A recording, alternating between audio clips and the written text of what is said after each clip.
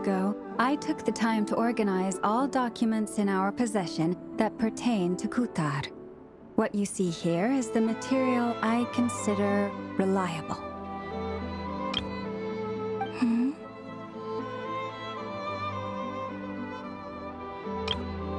You're saying there's unreliable material too?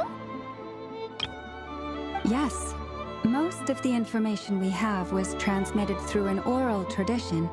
Inevitably, some of her stories were mythologized and deified over the years through countless retellings. That's why I organized them into reliable and unreliable.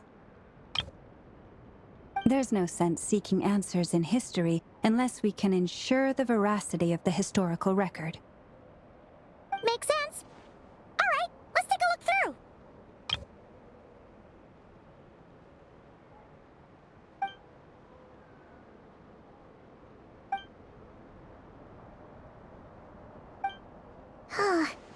Almost all these records refer to Kuutar instead of Columbina. Although neither of those is her real name. Paimon's not sure what point she's trying to make.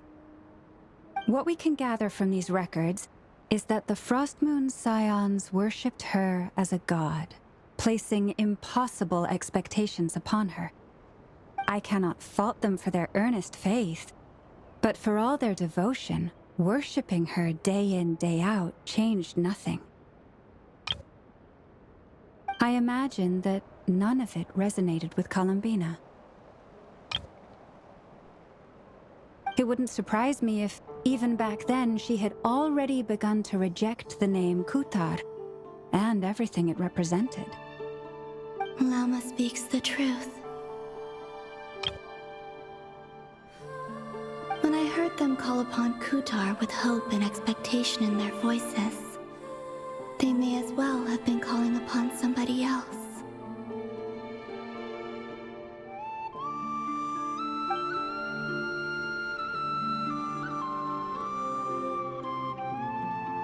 Well, that's a bit complicated. I looked at the level of detail, perceived authenticity, prose style, and how realistic their portrayal of Kuutar seemed to be.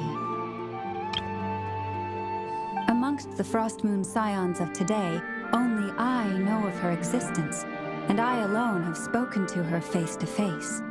As such, I know that there are certain things she simply would never do.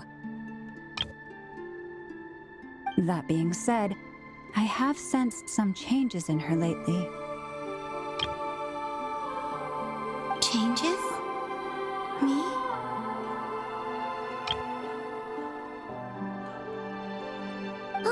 Seems like this is getting us nowhere. For what it's worth, why don't we check the unreliable sources too? Sure. Give me a moment.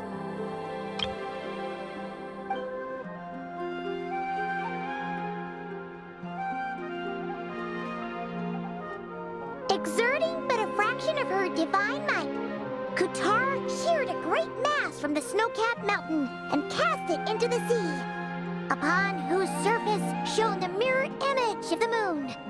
Thus was formed the island of Hisi.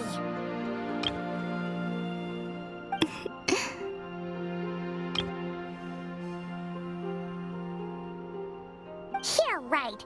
That doesn't even begin to pass the sniff test. The 3 moons are naught but lies through and through.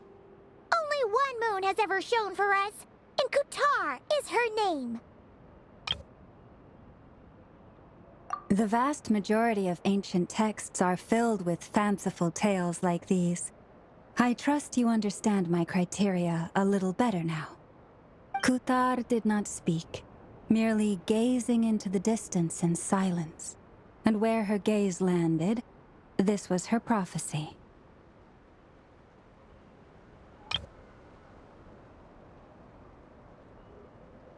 Clearly, whoever wrote this text never even met Kuutar. Otherwise, they'd know that her eyes are always closed. What about you, Traveler? What are you reading? Come on, let Paimon see. The child wished to build a wooden nest with which to shield a fledgling bird from the cold. But being so young and lacking in strength, the child could not snap the branches from the trees. Kuutar was passing by. Upon seeing the child, she summoned forth a Kuhenki, who built a beautiful nest for the child. I remember that. Not knowing the meaning of Kuutar's divine intervention, the child dared not to respond, and thus ran home to call their parents. But Kuutar was gone. The moon chanter declared the event a miracle and took the nest as a relic, placing it on high for all to see. The child was named as one favored by the goddess and was greatly respected amongst the people. Yet, no further miracles were bestowed, and this matter was forgotten in but a few years. Huh. Any thoughts after reading that? Yeah. Palomina probably just wanted to join the kid in making nests. I'd originally considered this a fabrication, because Kuutar did not perform any similar actions in subsequent records. But now that I think about it, it does seem like something Columbina would do. It's just that... She didn't know how other people would interpret her actions. She was probably worried about making things difficult for people. So, she gradually stopped joining in. Yes. Oh, that's so sad.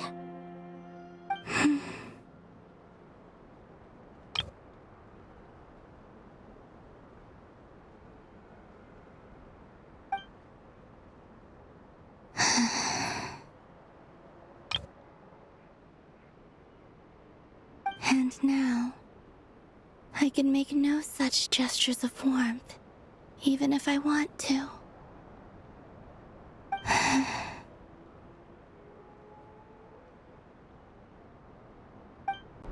Still no name.